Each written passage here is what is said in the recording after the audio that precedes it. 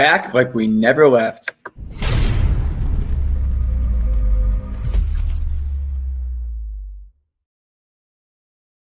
What's going on, everybody? Welcome back to the More Than Philly Sports Network. It is great to be joined by all of you today. As you can tell, we are dressed for the occasion. This is going to be a fun one today. We have a lot to catch up on, a lot to talk about for the future of the show, what direction we're heading in, as well as some exciting things that we have coming up this summer. It's been almost 3 months. I just checked the tape this morning since we've had a chance to come on. We've had a lot of exciting developments going on here in the lives of Zach and Gaven. And as always, joined alongside my co-host, Gavin Tony. Gavin, first and foremost, we're looking pretty dapper today, so it's always great to be back here with you. But more importantly, we are back.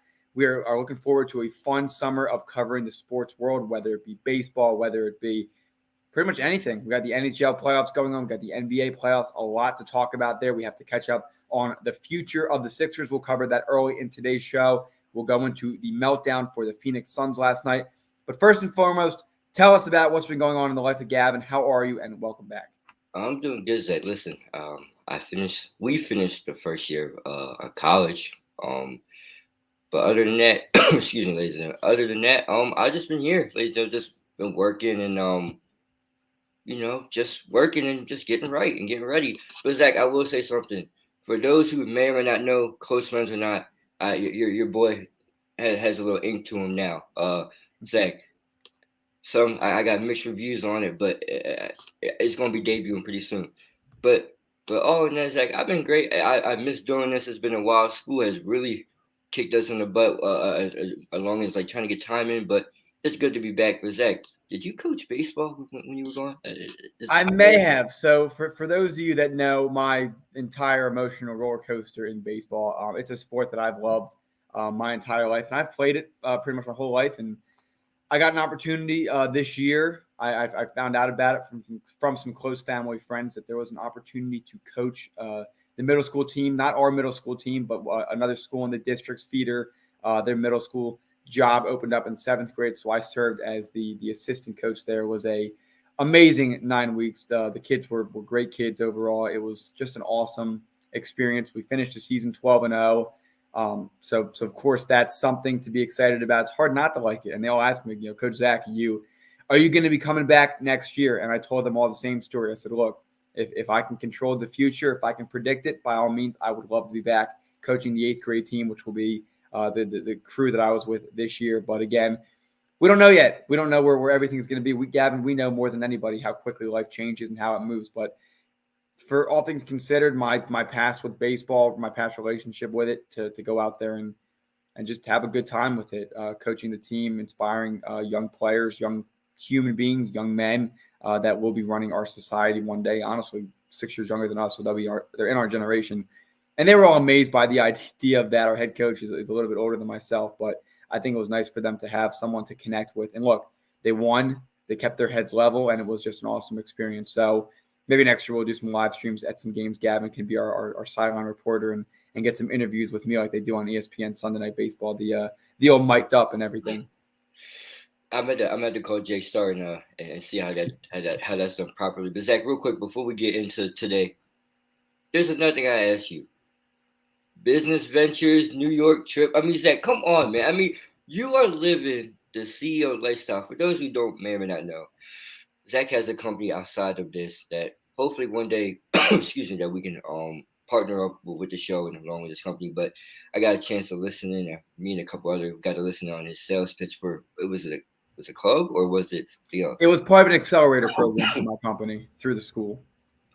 And also too, Zach, I mean, New York. You got a cruise coming up. I mean, damn. I mean, where's my invitation? I mean, ladies and gentlemen, all jokes aside, Zach has been one busy man, the CEO. That's why I call him. That's what everybody calls him, the future president of the United States. That's a new one. Possibly. I think I was actually, not to add anything, but I think I was voted most likely to be president by our class last year in high school. But no, listen, it's been great. One thing that I always give advice to is to keep yourself humble, keep yourself level-headed. No matter what happens in life, because, I mean, celebrate your highs and lows, honestly, in the background. Have some close friends. This guy and myself know all too well some of the conversations that we've had behind the scenes that we try to bring to the camera, even though we haven't had a chance to be in front of the camera the last few months. That's going to change. We're here to stay. I can guarantee that. We have a lot of fun things coming up, but there's a lot that goes on behind the scenes that we're trying to bring forward. So, Gavin, I appreciate the shout out. New York City, that's a trip we're going to make this summer. The two of us will. We are going to go to the shore probably the next few weeks for sure. We're going to get down there at least 2 or 3 times on some day trips, maybe some overnighters as well. And we want to record our experience. And really, that's one thing I want to add to it as well. We are the More Than Philly Sports Talk Show. We transitioned last year to the More Than Philly Sports Network. We've now transitioned to More Than Philly. We do have a new logo that is incoming. I've been trying to put it together all day. I cannot get my computer to cooperate with me, but we are going to have some nice new branding coming up here in very soon. And our goal is to go beyond sports now. We started our show in the heart of a pandemic when sports wasn't happening. And we sat here and discussed issues that not everybody was comfortable discussing. We kept politics on the sidelines, but we brought real world issues to the table. And we continue to do that. We're going to continue to do that. And we're going to just videotape life, experiencing it all. Going out there, if we're going to go to AC in a few weeks and go hit up Avalon, Gavin, I know we got some good restaurants that we have to go. Listen, I don't care where we go. That Avalon, I forget the name of it. So do I, but we have to find it again. We had the most delicious food on the planet. And this year we're going to record it. We're going to get the experience for everyone to see because I think that's going to be a really fun way to add to it. We have the time this summer. We wrapped up our semesters.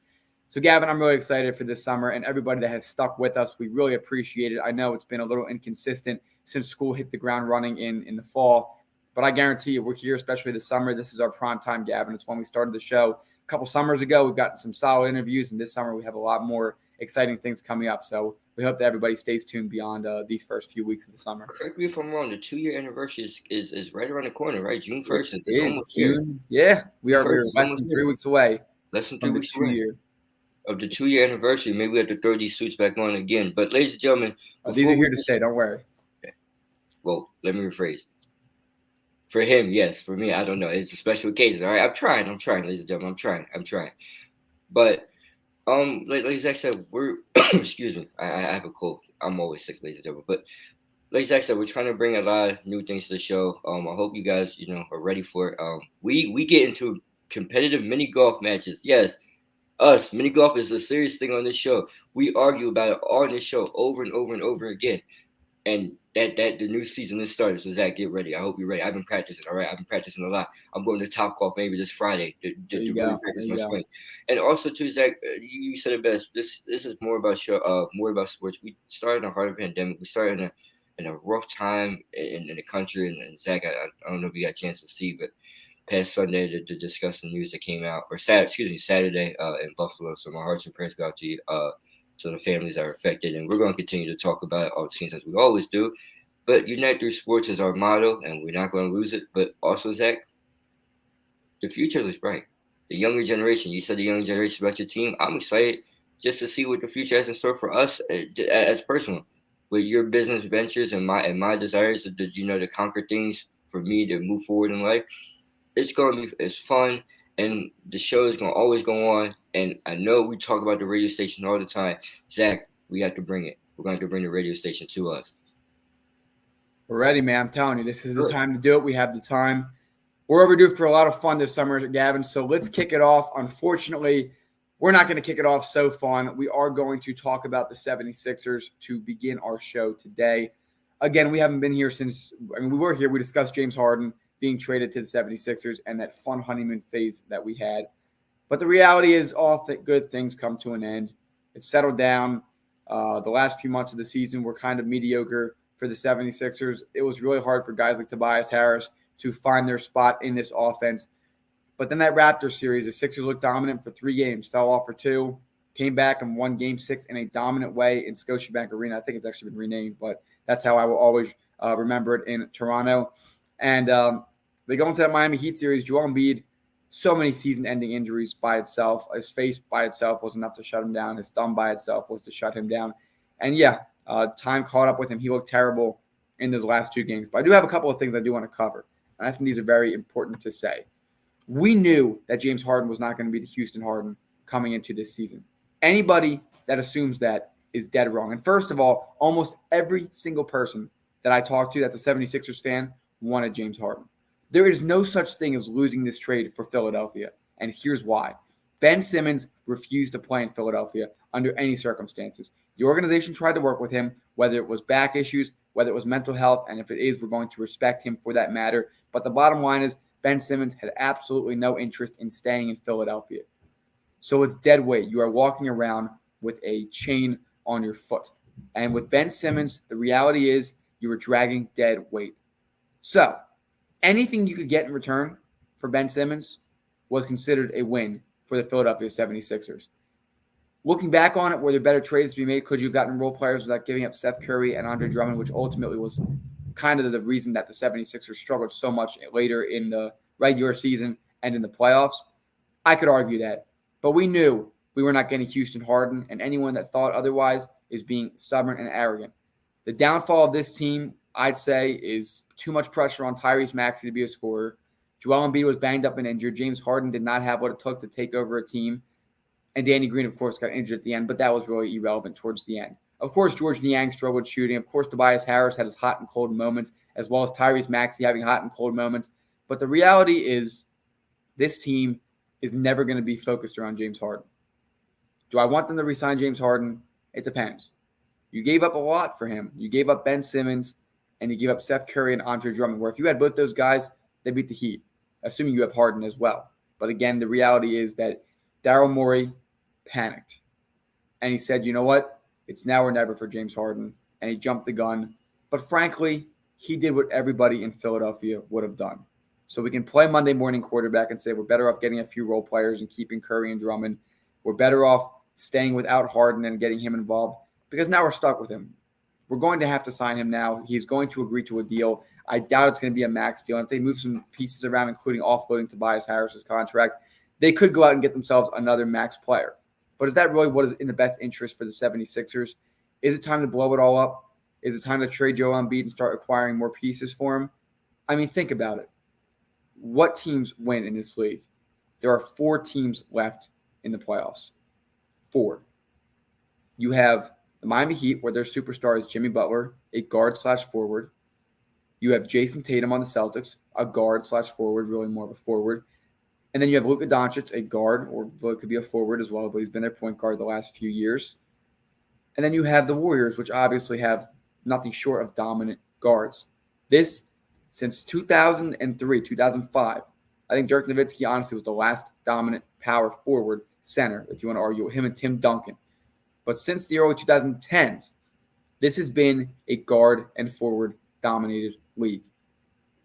This league is no longer built for the dominant big men. As much as Joel Embiid is a dominant player and isn't just a regular big, so I could argue against my own point and say Joel Embiid can do a lot more than most big men can do, including Nikola Jokic. But both of them are on their couches now. It's guards. This league is run by guards. It's not run by Bam Adebayo.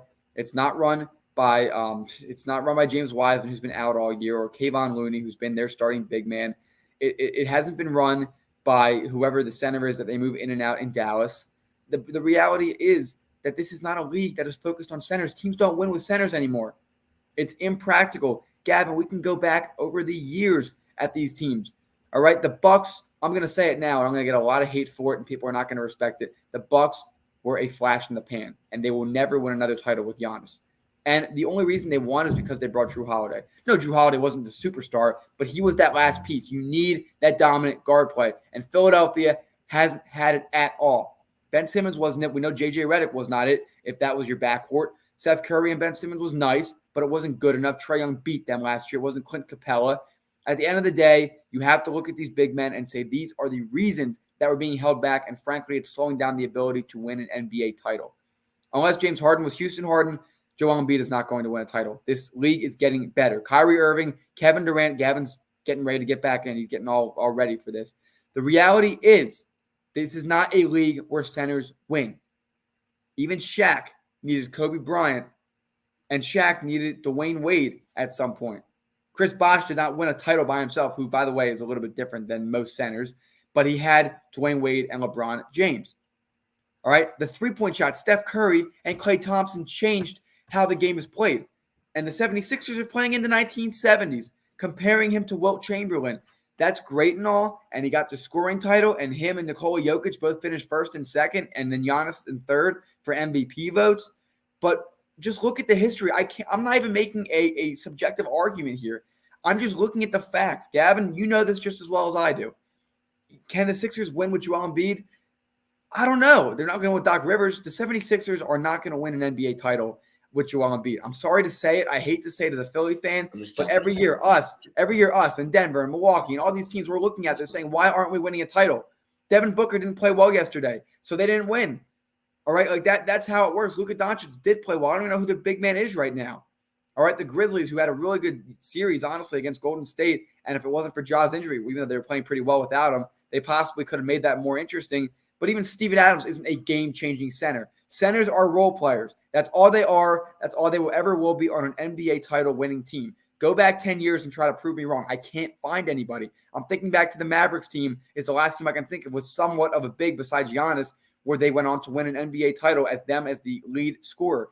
You go back to those Miami Heat teams, and then you go right into the Golden State dynasty. You go into the Toronto Raptors, and then, of course, the Los Angeles Lakers, where it was LeBron, really, and Anthony Davis, not Marc Gasol or any of those guys. That title by itself is probably a fluke. But am I wrong to think this, Gavin? I understand that this has been the past 2 years of the big men. The last 2 years, the MVP has been a big man. The last two guys in both those MVP voting were centers. And on top of all of that, the scoring leader for the first time since 2000 was a center, which was Joel Embiid. Great player, great talent, but with 82 games in a season and then 20, arguably more in the playoffs, a center can't hold it together. And that's unfortunately the reality of the situation.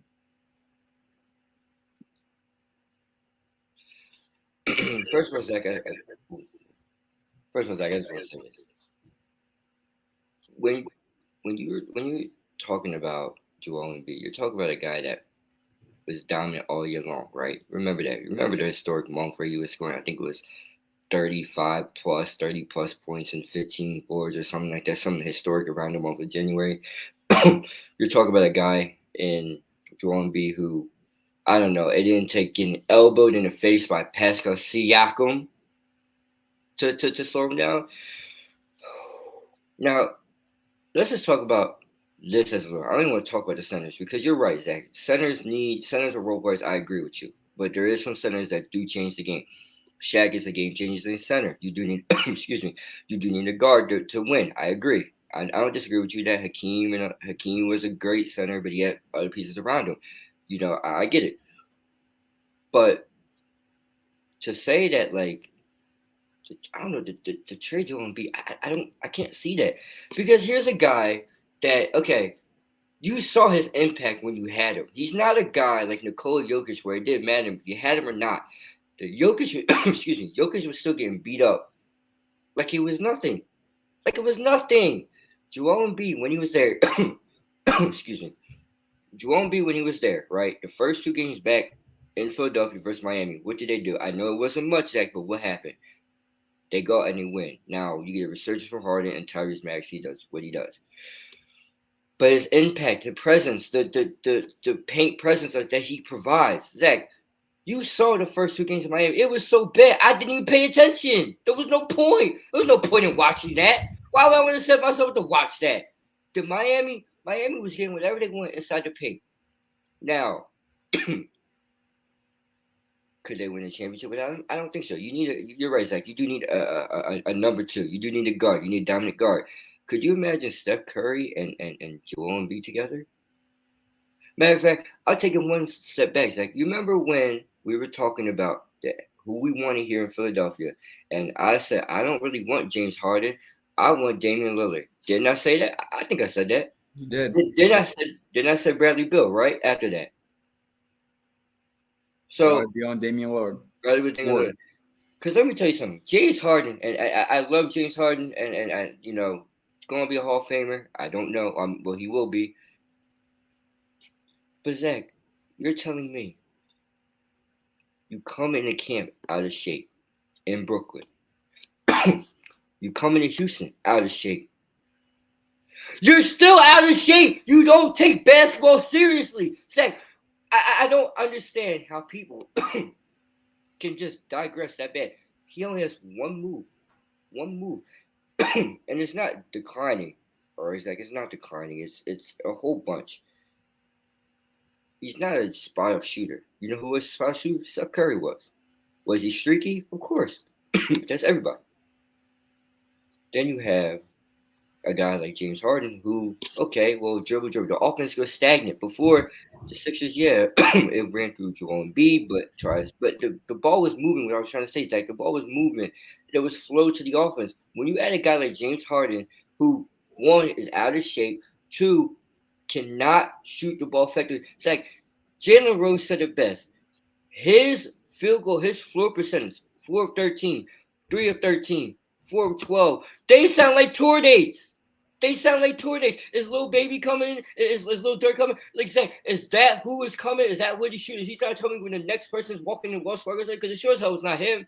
And then the honeymoon phase, you're right, Zach. But guess what? After a while, and after I want to say that week, because I want to say they were in Minnesota game 1, and I saw James Harden that next week when they played Cleveland. Nothing else has happened after that. And it's like you talk about the hamstrings, health-wise, whatever. He's only 32. 30, not even. And I only say that lately because Steph Curry is around 30, 32, 33, the same age. My thing is this. You sabotage your body to get out of Houston. You got injured last year with a hamstring. You're hobbled. You're not even running. You're just walking.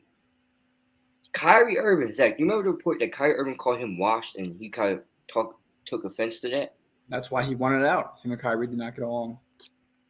I believe what Kyrie Irving says. It's like, how does a person and Kyrie Irving that barely plays any games look better than you? And every game that Kyrie Irving played that he was able to play in, ladies and gentlemen, 40 points, 60 points, 50 points. Kyrie Irving was putting on the show and he wasn't playing. Meanwhile, James Harden was playing. So what the hell were you doing? That's like I ask you, what the hell were you doing? And the fact that Doc Rivers is going to be the scapegoat. Zach, I know me and you have our opinions on Doc Rivers adjustments, whether you like it or not. They're going to use him as a scapegoat for this year and stuff. Luckily, he's not getting fired. But James Harden is not worth $40 million. Ladies and gentlemen, go back and watch the tape. If that man gets $40 million, Zach, what the hell am I worth in the NBA? I mean, seriously, what am I worth? If he can get $40 million, Zach, I'm at least a $35 million player. Because guess what? I can pass. Okay, I could dribble a basketball. I could make a couple shots here and there. That, like, you're talking about a guy that was a league MVP, a scoring champion. We talking about James Harden. There was once in a time, Zach, where there was a debate for the best player in the NBA. Zach, he wasn't the best because, Kevin Durant and LeBron James, those guys arguing. But damn it, he was top 3, top 5. The lowest is top 5. I ain't want to call him top 15 no more. I can think of 15 better players better than James Harden right now. And it's a shame because when you saw that trade, you get excited, you thought the opportunity, and it's like, okay, Joel Embiid goes down. Where are we going to get? It looks like he doesn't care. It's like, and the last game, Zach, and before I hand it back to you, the last game looked damn near sabotages. You don't take a single shot in the second half? What? That's $40 million for you. Well, with the option of maybe getting 230 plus after that. Zach, let's just call it what it is. James Harden's washed. I don't blame Joel Embiid, not anything for this year. The only thing I'm mad about Joel Embiid is that he got robbed of MVP. That's it. That's one thing I'm mad about. And I'm mad that he got hurt. And I'm not mad at him because he got hurt because guess what? Injuries happen. It's unfortunate. You hate to see it. There's no reason why I think the Sixers should blow this team up. Maybe you should move Tobias Harris to get some pieces. But the biggest mistake, and this will be a mistake for the future, and Daryl Morey's going to live with this, is bringing James Harden here. That's a mistake. Now I'm going to get crucified and criticized for saying that, Zach, but that's how I feel. You've been to games, Zach. You watched it. I saw it. It wasn't that special. Do you know how bad it was? Like, Zach, you are like 0 of 10 on your step backs when you've been here. You don't shoot open 3. There was a video, Zach, go back to game whatever it was in this past series. He had a wide open 3 and then didn't take it and dribble and took a mid-range and missed. You're not even finishing your shots. You're going up looking for contracts. Like maybe the new rules screwed them over. We talked about that early in the year. But I just don't see how you could sit there, you're James Harden, and say, I'm worth $40 million. Because let me tell you what, Zach, if he's worth $40 million, then damn it, I'm worth $35 million. And Zach, I know you're a $40 million player yourself. That's what James Harden starts like. That was more like a $5 performance. That was like a $5 performance. And that was like a slap in the face. And Zach, finally, did you see what CJ McCollum did? I did. Did you hold on? And did you also see like how CJ McCollum was able to get those group of guys together? Did you see the role players that were working in Indiana? Tyrese Halliburton and the crew. They look good. You didn't want to take role players. You could have had CJ McCollum. You could have had Tyrese Halliburton and Buddy Hield. You could have had Colin Sexton before he got hurt. You could have had a whole bunch of other people. But no, you wanted James Harden. So this is what we're going to be dealing with. James Harden. Zach, if James Harden shows up looking like he's 355 pounds next year, I'll be upset. Because that's a joke. What the hell do you do in the offseason? Zach, we look like businessmen, right? If you said, I'm going to give you I'm going to give you enough money to start a business in the city of Philadelphia, where am I starting? I'm starting the club. Because that's what James Harden's going to spend most of his time. And guess what, Zach? My business revenue, I'll have more money when I come back to, give you the money back for your loan. You're like, well, damn, you doubled what I gave you. I'm like, yeah, I did. I tripled it. But guess what? We only agreed on the money you gave me. I try to take a little bit of business lessons, guys. I try. Appreciate the effort. Made sense to me. But look, the reality, and again, I've said that a lot already, because it really is that looking back on it, CJ McCollum probably would have been a better fit. They probably could have traded for him and some other pieces just for Ben Simmons. Again, Daryl Morey panicked. And again, I don't see an issue with it because we thought at the time that James Harden was going to be the right piece. So now we have to talk about moving forward. What's done is done. Unfortunately, I think we're going to have to face similar situation to last year. But just first thing before I do say that, I think Jimmy Butler spoke leaving the locker room about Tobias Harris. That was a little bit delirious, in my opinion. That's not really how the situation went down in Philly. It was more of a truth. It's the damn truth. It's not the truth. The truth is that they chose Ben Simmons and Brett Brown over him. According to some of the research I've looked into, it was that Ben Simmons did not want the ball out of his hands in late game situations, and the front office decided to protect his ego instead of doing what was best for the team. So it really wasn't Tobias Harris. It was kind of Ben Simmons over him. But yes, Tobias Harris ultimately did get the max contract that should have been offered to Jimmy Butler. But that's a side note. The question now is about moving forward. My expectation on day one next year, Tyrese Maxey, James Harden, Joel Embiid. Those are the only three guys on this roster that are safe right now. I want Matisse Thybulle gone. I want Tobias Harris gone. Danny Green, if he can get him cheap, he's not going to really play next year, so it doesn't matter for him. George Niang can hang around for another year. I want Korkmaz gone, and I want a backup center. Daryl Morey in 3 years has proven that he can bring in shooters and backup centers. Gavin, over the last few years, he brought in Danny Green and Seth Curry. He brought in Andre Drummond and Dwight Howard, and he brought in George Niang. Doc Rivers developed Joel Embiid into an MVP player. The organization is doing what it can, but they're still faltering in some areas, and they're still facing second-round exits. So a lot needs to be done in this offseason, including getting a backup center for the third year in a row and bringing in a spot-up shooter that the Sixers can really use. And I did read today, if James Harden were to take less money, which it's looking like he's going to, unless he's delirious because no other team's going to offer him a max deal, and if we can unload Tobias Harris's contract, which will probably be paired with Matisse Thybulle to make up for it, there's a chance that they will have a max slot left to go out and get another player. Who the hell? I'd rather get some more role players that can make shots instead of another max slot player. Otherwise, Bradley Beal will be a name to look at. But with that being said, how would that work? Let me ask you that. How would that work? You technically put Harden at the 3. It'd go Max. If Maxey were to not be involved in the trade, it would go Maxey, Beal, Harden, the 4, and then Embiid. That's small. It is small, but that's how the NBA works nowadays. But that Harden doesn't play defense, so that's too small for me. Yeah, that's the problem. Is the defense is really going downhill. But with that being said, I don't know what it looks like. Free agency will tell us that. But the bottom line right now is the Sixers have a lot of work to do in the offseason. Before we go into our first break, before we talk about this past weekend's festivities of Game 7s in the basketball world, Gavin, the 76ers decided to keep Doc Rivers for another season. Do you like this move or not? It's whatever at this point. I mean, it's whatever. I mean, Glenn, whatever. I mean, Zach. What do you want me to say, man? I mean,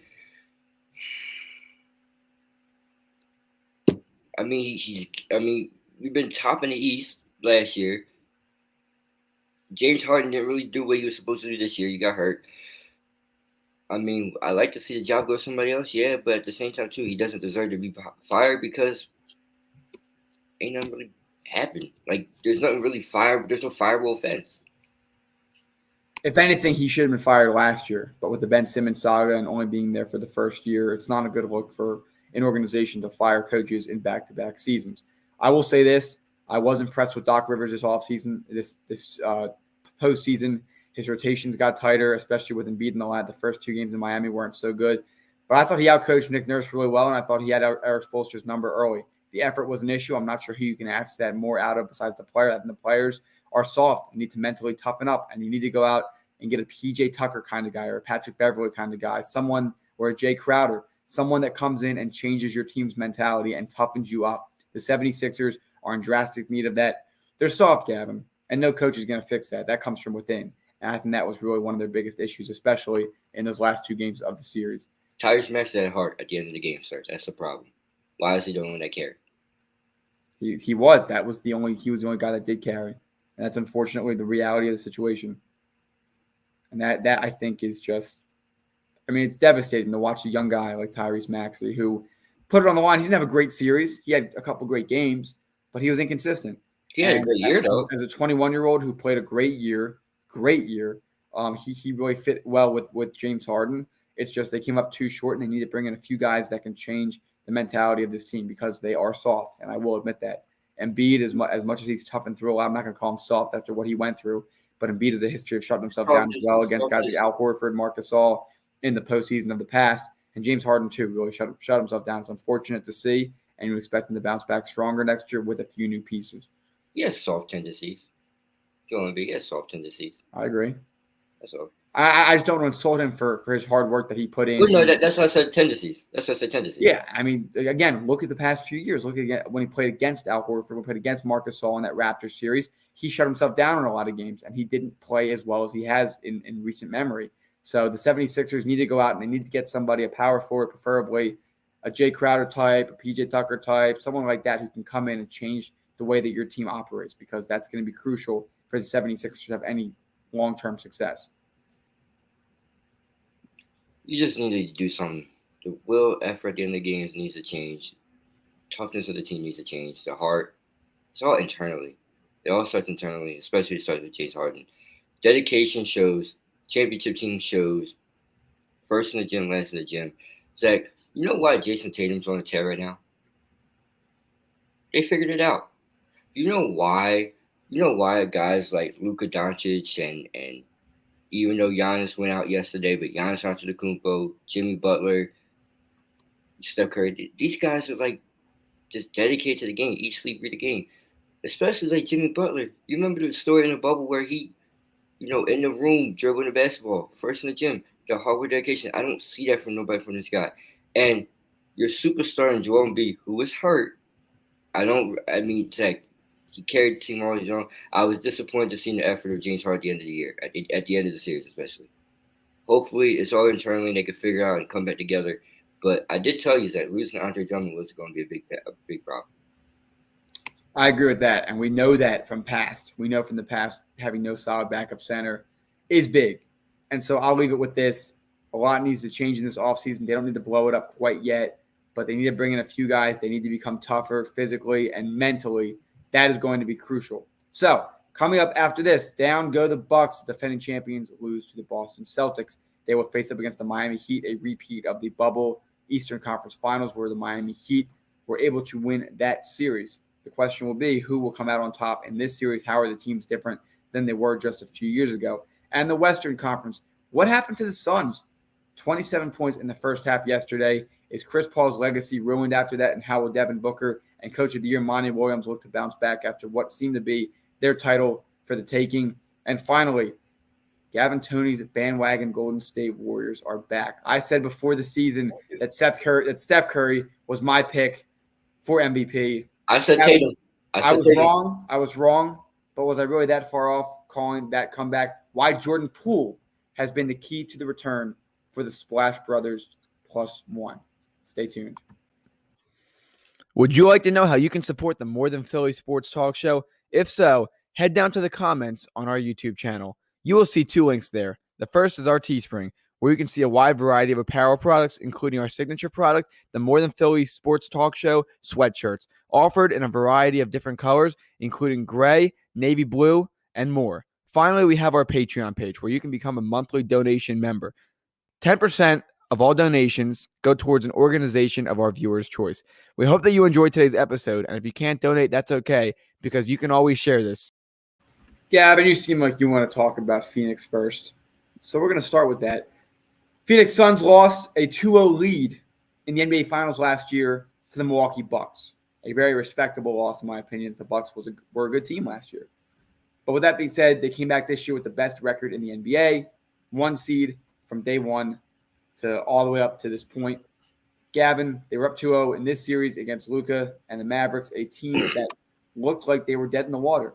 And everyone was saying, oh, Luka needs help, and they give him no help. They better give him some help in the offseason. All of a sudden, they came out and did not only great coming back from down 2-0, but Luka by himself scored 27 points in the first half yesterday.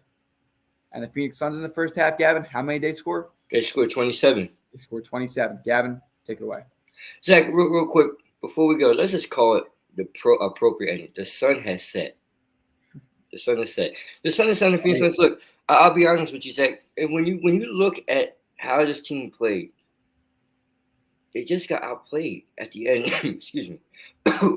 They got outplayed, and they got cocky, and they were feeling themselves. And me personally, I like Monty Williams. I like Devin Booker. I like Christopher Paul. Zach, we're taking nicknames away. Christopher Paul. Because you know why I'm calling Christopher Paul? After the first 2 games, where you averaged 22 points to start the series, coming into the series, Zach, after game 2, you know what happened? He averaged 9.4 points, more turnovers than assists. And this is the point god, quote unquote, one of the greatest pure point guards in the game. Didn't look like it. He got rattled. Zach, excuse me. Let me take you back to Game 7. Let's go back to last night. Jason Kidd, another great point guard, considered one of the greatest point guards of all time. Not the greatest. Okay, that's debatable for others, but he attacked Chris Paul. They were coming at Chris Paul's neck, and also too, Zach, Chris Paul, and what was it, whatever game his family members got attacked, which you're an idiot of a fan to do that. Leave him alone. I don't get why. Chris Paul fouled out in the third quarter. Like Zach, it was really Jason Kidd had his assignment for Chris Paul that he was going to bully Chris Paul. His team was going to bully Chris Paul and make it a living hell for him. And that's exactly what happened. Now, going to Devin Booker, you just didn't show up.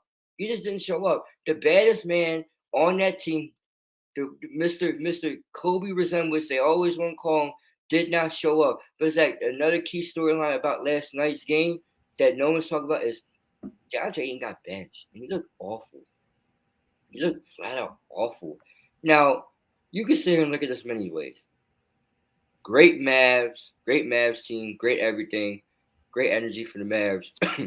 Or was it, excuse me, just lack of effort and just not preparedness on the Suns? And that's crazy because Monty Williams teams are always well prepared. I mean, Zach, we saw him last year, especially going against the Lakers in the first round, whether the Lakers are hurt or not, going against, the Nuggets in the next series, and then finishing off versus the Clippers and how that series went.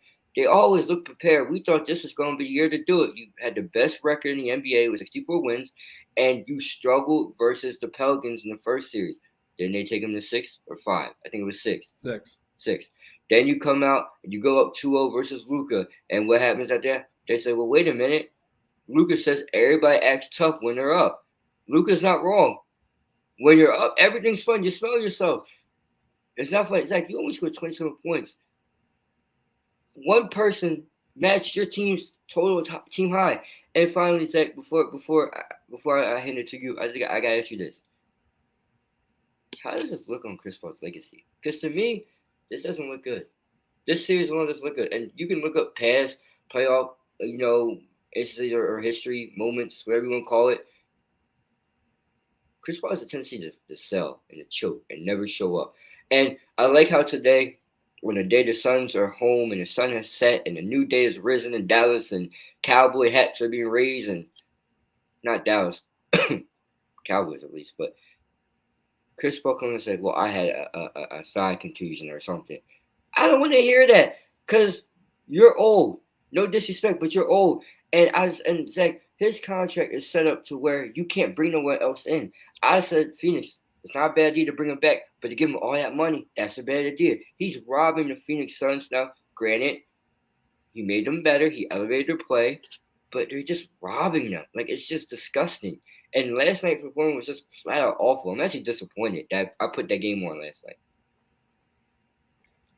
Monty Williams and Jay Crowder had a bigger impact on their success over the last 2 years than Chris Paul has. I'll say it. You think so? I don't think there's much debate there. Chris Paul has been a great player, and he's went off in a lot of games for this team. And he's a phenomenal regular season player. He's come up big a few times in the playoffs. But, Gavin, look at his playoff resume. He's won a 3-1 lead in the playoffs. We all know about that story. He's blown a 2-0 lead in the NBA Finals. He blew a 2-0 lead in this series. Can't control it, but he got hurt a couple years ago with Houston on that great team that ended up falling to Golden State in 7. Unfortunately, he's just found some bad luck, and at some point you have to look at the player himself and wonder, can he really do it? But Chris Paul, his legacy is not being touched, Gavin. He's still a great player, one of the best point guards of all time. Stop calling him Chris, by the way. Let's call him Christopher, just for today. Christopher Paul. I saw that tweet. Christopher Paul. I think that Devin Booker is going to be looked at a little bit more harshly on this than Christopher Paul will be. Devin Booker is a player that's been great in his career, but has done nothing until last year. He made the NBA. He made the finals after going 8-0 in the bubble the year before. And then this year they had a great season as well, and Devin Booker has looked great. But again, that is going to be tainted on him now, just like with Giannis, until he gets over that hump. And that's now going to be something that unfortunately is stuck with him until he gets over it. It's been stuck with James Harden his whole career. It's been stuck with Giannis until he won his title last year. And unfortunately with Joel Embiid, it's stuck with him. Everybody has this gesture of how you do in the playoffs.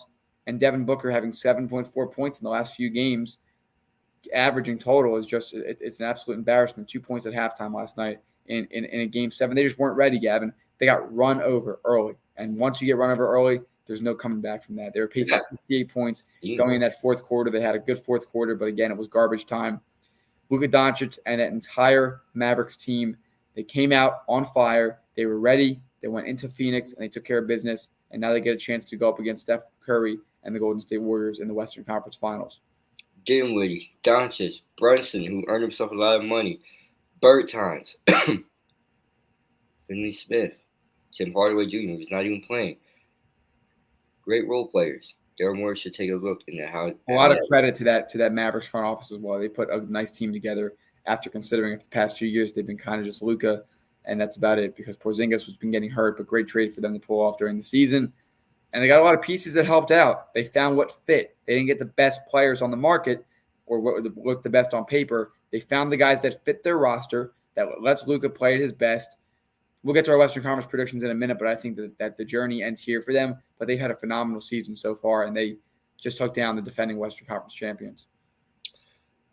Jason Kidd should have been Coach of the Year. And I like Monty Williams, but Zach, Jason Kidd challenged his guys to be better. He challenged Luka Doncic to be better.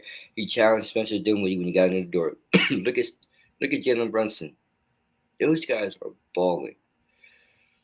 When they played Utah was supposed to win that series. Remember, Zach? There was no Luka Doncic the first 2 games of the series, and what happens? Dallas, they still won, or they still both? They still won. They were split 1-1. It was 1-1. Look at them now. They're going to the Western Conference Finals. I mean, this is the best coaching performance I've ever seen in a while. It doesn't get any better than that. And Zach, finally, who is their center? Exactly. DeAndre, Mariano's listen. coming off the bench. See, Zach, You're DeAndre proving Ayton. my point, though. You were arguing earlier, but that proves my point quite Well, a bit. yeah, I proved your point there, but I'm gonna prove this point right here. DeAndre Ayton did not get any money yet, right, Zach? He needs a contract. He's in a contract year. In a game 7, that's how you go out. That's how you go out in a game 7, and you're the number 1 overall pick, and that's how you go out. Already has a suspension on his record as well. So, I mean, not a strong look in Phoenix right now. Concerning if you're the Phoenix Suns. Concerning for sure. Yep. So let's talk about it now, Gavin. Let's go into the East. Miami Heat and Sixers. We already touched on that series. We'll get back to the Golden State in just a minute. But let's talk about Game 7 last night. The Bucks and the Celtics. Bucks. I mean, Giannis didn't have the best game. Great series, great playoffs for him as always. But no Chris Middleton. It's tough to be able to pull that off after Middleton's performance last year. Boston just looked more ready. They were home. They were comfortable. Slow start for both teams, but Boston ultimately turned it up and was able to push the pedal and get home. Jason Tatum, just a great game altogether. Zach, Grant Williams. Let me tell you, that game as a whole, I was watching some of it. It's hard to be a team when you can't hit threes. Zach, when you're outside shooter and Chris Middleton can't hit threes, or is not even playing and can't hit threes, and you guys can't make any. I mean, Zach, Boston made 24 team Grant threes. Williams by himself had more threes than the Bucks. Exactly. You're not going to win that. I think officiating was a little bit questionable. But if you look at it, Zach, I mean, that foul call on George Hill, that was ticky tack. I mean, not really. He's running down court, not really setting the screen. But Grant Williams showed up. The pressure wasn't on Grant Williams. They knew that he just had to show up and perform. The pressure wasn't on what's the man's name? The other guy, whatever his name is. I don't like Boston. I don't really pay attention to him that much. But Al Horford showed up. Jason Tatum struggled a little bit, but he showed up. Jaylen Brown there. This team is dangerous. Marcus Smart. Once again, you got a guy, defensive player of the year. Sets the tone defensively. Ndoku, great coach. It's like this team, just think about a month and a half ago, this team was bottom feeders in the East. Like outside looking in. They go on a run, a great run. And now look at them, they're going to the Eastern Conference Finals. Tell 2 tapes. And finally, Zach, I guess today I look like an idiot even more because I'm the guy that says Chris Middleton's not really that important. What does he do? And you see it. Boston's had a tough road. They cleaned up the back end of the season to pull up to the 2 seed.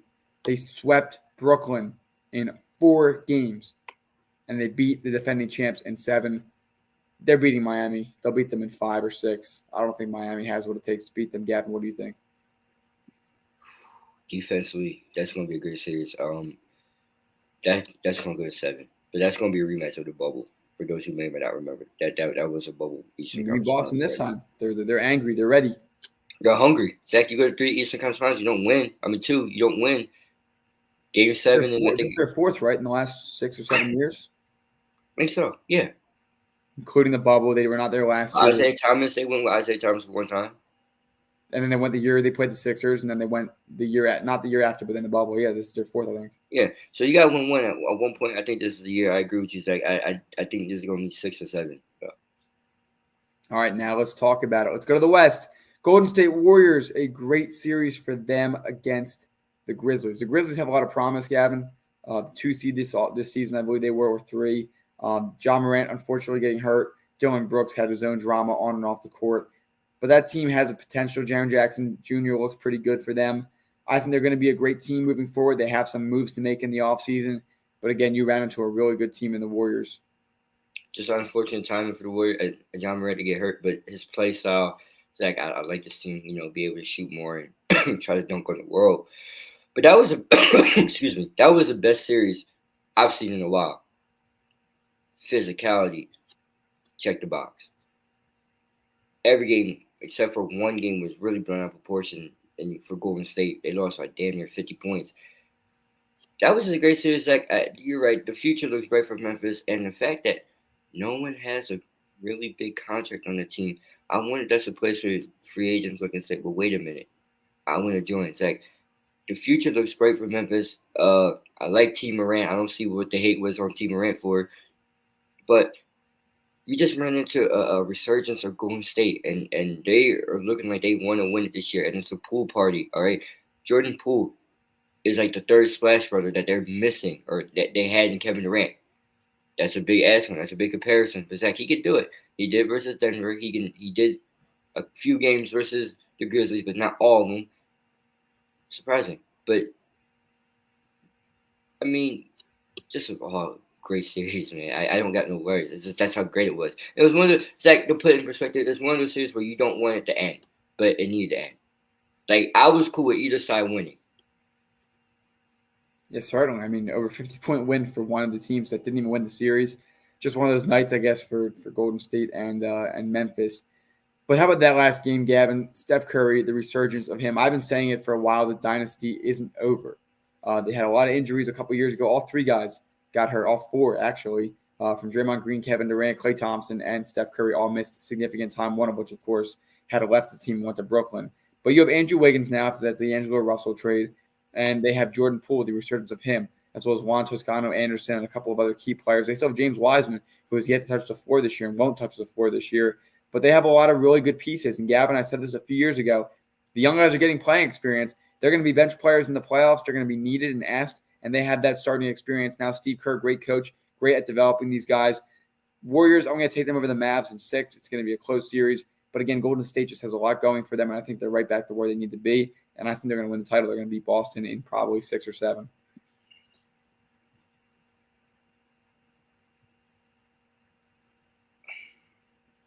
I got Mavs in 7.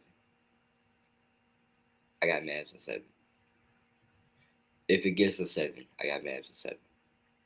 You have the Mavs in 7 in Chase. If it gets a 7. In the Chase Center. Yes. Wow. If it gets a 7, I got Mavs in 7. If it gets there, anything before that's going to be Golden State. They're just going to be one of those series where the Mavs finally slows down 2-1, and then 2-2, 3-2, gets a 7. Excuse me, they win. But this is one of those series where I'm cool either way. For the legacy of Steph Curry and for my argument that he's better than LeBron James, I need that. I know, Zach. I just want to make you mad, but for that I need it. But I mean, I can see Mavs at 7. Ask me another day on the talk show how I feel about that prediction, and let's see if I stick with it. There's an emotional pick right now. Yeah, I don't know. Look, I like the Mavs. I like a lot of what they're doing, but that Warriors team is a lot more overpowered than you think. Steph Curry continues to play at a top level. Klay Thompson continues to play great. Game 6 Klay is real and alive. He's averaging 27.3 points in his last 7 Game 6s. I'm not sure. I can't find a way to pick Dallas in this one. The experience is there. The youthfulness is there. The role players is there. I don't know. I love Luka, and I think that Jason Kidd's a good coach, but I'm not sure how they beat Golden State. Game 1 is going to say a lot about this series. I'll say that much. Game 1 is going to say a lot. Hey, we'll see. So that would give you what? That would give you – do you have Boston beating Miami or Miami beating Boston? I have Boston beating Miami. All right, that puts Boston and Dallas in your finals. Who would you take Just for right now, we're going to see. We're going to revisit it, folks. We got tons of time the next few weeks to revisit it. But, Gavin, assuming it's Dallas and Boston, the two teams that ran their late 2000s, early 2010s, who are you picking in that one? Boston in 6. Okay. How about that for the Celtics, though? Quite a turnaround for them. It's been a great year so far. We have a fun week of games coming up. Of course, both series are set. I believe the next game is tomorrow night at 8:30 p.m. It will be the Boston Celtics in Miami against the Miami Heat. And then game 1 for the Mavericks and Warriors in San Francisco will be Wednesday at 9 o'clock. And the latest those games will run is May 30th. That would be game 7 for the Mavericks-Warriors series. So we got a nice, fun 2 weeks of conference play coming up here, Gavin. Is there anything else you wanted to cover in the basketball world before we transition over to the NFL draft and then touch on a little bit of baseball? I don't got much to say. I'm cool. I spoke my piece. James Harden is overweight and needs to lose weight and get better. And game 7, somehow the Mavericks are expected to win that. Yeah. as of right now. I'm going to ask you another day because Ask me another day. That's fine. Before we go to break, because I just have to make sure that you're thinking this. Gavin Toney on May 16th, 2022, 3:57 p.m. Eastern Standard Time, is telling me right now he thinks Luka Doncic and the Mavericks is going to beat Steph Curry, Klay Thompson, Jordan Poole, Steve Kerr, the experience, the 3 rings in 7 games in San Francisco with that crowd. I didn't just dress up in a suit today to look nice. It is to yell at you and put you in your place. You try to do the same to me. But you're trying to tell me right now, you think right now very confidently. All right, I know you got some fresh ink a few weeks ago, so I'm not sure if that's bleeding into your brain or something. All right, but you got the glasses on today, and you're looking smart with them, so I expect you to be a little bit better. I know you got the fade you got to get touched up. I'm getting mine touched up. I know. This weekend. The suit looks great. The suit looks great. Thank you. So I'm just trying to figure out right now how you, who is a huge Golden State Warriors fan, and maybe not huge because you're a Sixers fan. I get that. But I know that you love this dynasty and you support it. I love Steph Curry. And I argue how much they changed the game. Steph Curry, Klay Thompson, that entire team. That Klay Thompson is not 100% though. Who's going to be out there. That's not 100% Klay. It's not 100% Klay, but he looked pretty good the other night. I don't know. Game 6 Klay is a real thing. Yeah, but that's game 1. 7 games against a very good Grizzlies team. You're telling me right now you think, but who else does Dallas have? They were beyond capable of beating Phoenix. I get that, but they self-imploded. I've never seen Golden State self-implode. Zach, keep in mind, remember this, all right? And listen, I'm in favor of LeBron here, all right? 3-1 series. I get it. Golden State blew that series. But, Gavin, you got to give Kyrie Irving and LeBron James a lot of credit. 82 points in Game 5. Draymond Green gets ejected. And in Game 7, it was a 4-point game to end it. At no point in that game was a double-digit lead for either team. The Golden State Warriors don't collapse the way that the Phoenix Suns did this year. They have the experience. Can I answer this? And you're telling me right now that you feel the Dallas Mavericks can beat them in 7. First of all, ladies and gentlemen, it is hot as hell in here. First of all, it is like 80 degrees in my room. So, all right. So, you have to pay the price, to look nice, I guess, Zach. But I believe, Zach, this playoffs is one of the greatest playoffs we've ever seen. It's not scripted. Excuse me. Excuse me. The unthinkable could happen. You and I both know this. Look, the reason why I say this is we know, and this is unfortunate, in that series, last series for the Golden State Warriors, Curry and Klay Thompson shot below their average from behind the 3-point line. And they still won in 6. I understand that. But what I'm trying to say is they also lost by damn near 50 points. I'm not, ladies and gentlemen, I'm cool with either side winning. But you got to know, too, this year, Zach, Luka Doncic and the Dallas Mavericks beat the Golden State Warriors 3-1. That's 4 games, Zach. They're up 3-1. I know it's hard. I know regular season doesn't really mean much when you get to it now because everybody's playing hurt or with some kind of injury or something. You're telling me you cannot see through my glasses, Zach. I know you can see a lot through my glasses. It's damn reflexive. You cannot see if it gets to 7. You couldn't see Dallas winning if it gets to 7. No, I didn't say that. Hold on. No, wait. I didn't say Dallas in 5. I didn't say Dallas in 6. I said 7. I can't see it. I'm sorry. Okay. I have to see the series happen. But and again, you're the Warriors fan, and I'm not. But game one's gonna say a lot. That's all. We'll be back. I'm telling you, game 1, I might be overseas, or in the water, but I will find a way to get on, and we will find a way to communicate how that goes. We'll figure this out. We'll tweet it. Follow us on Twitter.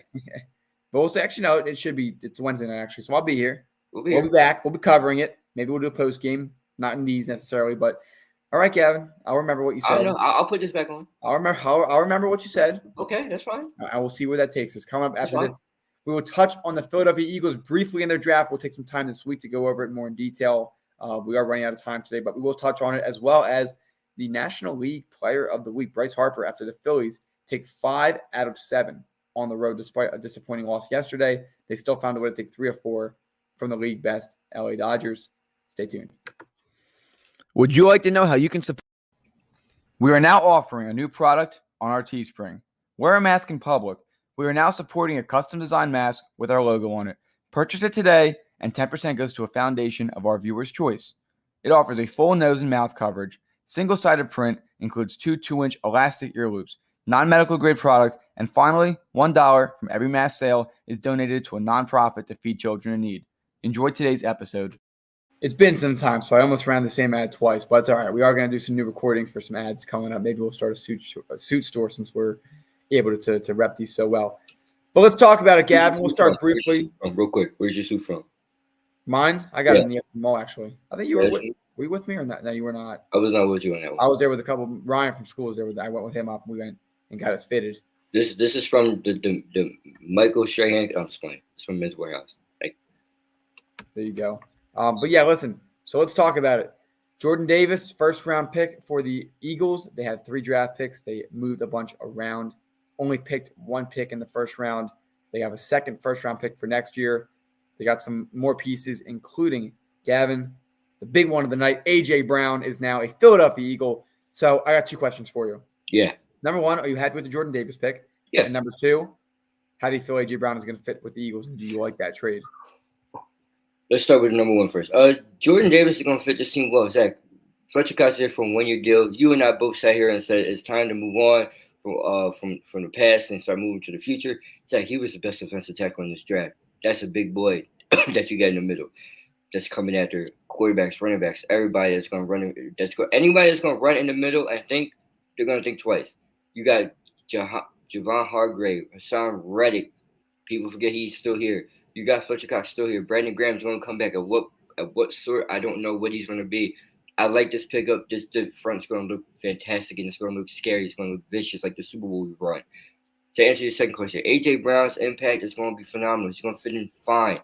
He's going to show that if Jalen Hurts is really that guy or not. He's going to show if Jalen Hurts can be the quarterback moving forward, or do the Eagles need to go out and go get a guy like Bryce Young next year, who I think bring the kid back home wouldn't be a bad idea. He's also going to have Devontae Smith, who was already a phenomenal wide receiver.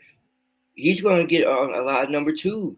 You have 2 number 1 wide receivers on the same team at the same time. Philadelphia's not had that in a long time, Zach. I can't name me when we had 2 number 1 wide receivers. You can go back and say maybe like Deshaun Jackson and Jeremy Maclin, if you want to call it that. But even like that wasn't really, like you have a glorified route runner in Devontae Smith. You have a glorified, deep route runner in A.J. Brown, red zone threat, anything. I mean, it's like we've seen A.J. Brown play. We know what he brings to the table. But then you have guys like, Zach Pascal that no one thinks about. He's not bad either. He's a nice complimentary piece. Anything's better than Jalen Reagor, which, by the way, Jalen, I heard that Costco's is hiring. They $19 an hour. Put your application in. But it's like this offense has the potential to be great. It's what we're going to get. This team, the future looks bright for the Philadelphia Eagles. It's 1, how you're going to be coached. Can anyone stay healthy? And 2, the schedule is also in your favor. Zach, it's in your favor. You don't really face anyone too frightening at all. Yeah, I would agree with you on the schedule part. As far as Jordan Davis, the concerns are that he doesn't play all 3 downs every single drive, but that doesn't matter because the Eagles weren't looking for a vicious pass rusher that's going to sack the quarterback every game. They were looking for a run stopper, and that's exactly what they got. So if it's 3rd and 7 or 3rd and 8, 3rd and 9, we know that teams aren't usually going to be running the ball, so Jordan Davis off the field makes sense. I'm fine with that. He'll develop into a pass rusher. We have a lot of good pieces on this team that have developed under this coaching staff over the last few years. So I'm fine with that. The A.J. Brown trade, I love it a lot. He's a mature receiver. It's better than betting on another young guy. He's going to bring some veteran presence to the team. And more importantly, he's used to run blocking a lot. With Derrick Henry, he had to do that every game. The Eagles were the number 1 rush offense in the league last year. It's a perfect fit. Jalen Hurts, my message to you is it's your year. Go get it, go prove, and go earn this spot. Rest of the draft, looking at it, they got a center in the 2nd round who's going to develop under Jason Kelce for at least a year. They got Nakobe Dean in the 3rd round. Of course, some injuries still surround him, but it sounds like he'll be healthy enough to play. We'll see how that goes. Really some other depth pieces, a couple quarterbacks here and there that they brought in to develop. We'll see how that goes. But overall, I give the Eagles A for the draft, A- roughly. They could have done a few things better, but honestly, not much. Could have went better for the Philadelphia Eagles in this draft. Plus, they have a 1st-round pick next year that they can package up if things don't go well this year. I give him an A, Zach. Straight Gotcha. All right. So now our final topic of the day is the Philadelphia Phillies. They're one game below 500, about where I would expect them to be at this point. Gavin, you were very high on this team to start the year. I told you not so fast. And until that pitching proves me otherwise, until the offense shows me some consistencies, I'm not going to believe anything because the New York Mets look good. My gut feeling is the Phillies finish around 500 and miss the playoffs again this year. But again, that will be only a matter of time. I'm still trying to stay with my prediction that they're going to make the playoffs. It's easier to make the playoffs this year. All they need is 83 to 85 wins, and they should make the playoffs. But that NL West is looking pretty good, so it's going to be tough to get the wild card spot. Well, I just want to hold you to this right now. If the Phillies make the playoffs, will we be there? Yes. Okay. Did you see what they did to the Dodgers? I mean, damn, Zach, it was so good that John Warner, our good friend John Warner, was posting about the Phillies and not about his Dodgers for once. Zach, I'm actually excited. Let me take my glasses off. Actually, no, let me not do it because I like to look how I look. But Zach, the struggles were tough, but remember, you didn't have a spring training. And let's not forget, Zach, you go out west, different time zone. You're playing a team in the Mariners, which they were a 90-win team last year. They didn't make playoffs because that's how good the AL was last year. You go and you handle your business there. Then you come to LA. Excuse me. Then you come to LA and you say, excuse me, we're just going to run the house. You win 3 out of 4. Oh, you almost got the sweep. Almost got the sweep. And then you're either tonight or, excuse me, or tomorrow. You're in I'll be there. Excuse me? I'll be there tomorrow. It's a home or is it in San Diego? Home game. It's home game. Take care of business. Majority, ladies and gentlemen. And you know the scary part is that I'm singing a different tune than you are. They took 2 out of 3, which is good. They took 3 out of 4, which is great. Keep doing that, and I'll believe it. But it's early in the year. There's a lot of baseball left, and the Mets look good. That's fine. The Mets are going to be the Mets. The Mets are going to Mets. I hope so. The Mets are going to Mets. The Mets are going to Mets. I mean seriously. I'm not saying that in an announcement. The Mets are going to Mets for real. They always have. They always have. Always will. And we'll see. We will see for sure. But yes, they play the Padres tomorrow night. They're back at it. But look, we'll see. Time will tell, Gavin. Right now, the focus is the NBA. We're trying to keep an eye on that. MLB, it's a long season. There's a lot going for it. We'll continue to keep an eye on it. We'll continue to see how this rolls. But that's about all I got. I'm not so confident on the Phillies right now. I will wait and see. I'll tell you after tomorrow what my true feeling is on whether or not they'll make the playoffs. Aaron Nola hasn't looked great. Zach Wheeler has started to heat up slowly. Eflin Suarez have kind of been about where they should be. This team in Gibson actually has looked pretty good. They need to continue to fight and show something. They're only 1 game below 500. They're about where they need to be. Start pulling ahead. Start putting some wins together, and there's a good chance that they can continue to fight and be able to pull forward and be able to get and make some good moves in the division. Because, again, it's going to be tough to get the wild card this year. Every team in the NL West is above 500. It's going to be very hard for the Phillies to be able to get a wild card spot. It's going to have to be in the division. Zach, you know what the scary thing is the fact that I'm really being positive about the Phillies' chances right now, and you're not. Okay, that's my job. I'm trying to stay cautiously optimistic. That's my job. I want to sit here and say that they're going to win games. I was there last year against the Mets when the season felt like a turnaround, but they just can't put it together when it matters the most. But that's not your job to be doing that, man. It's mine.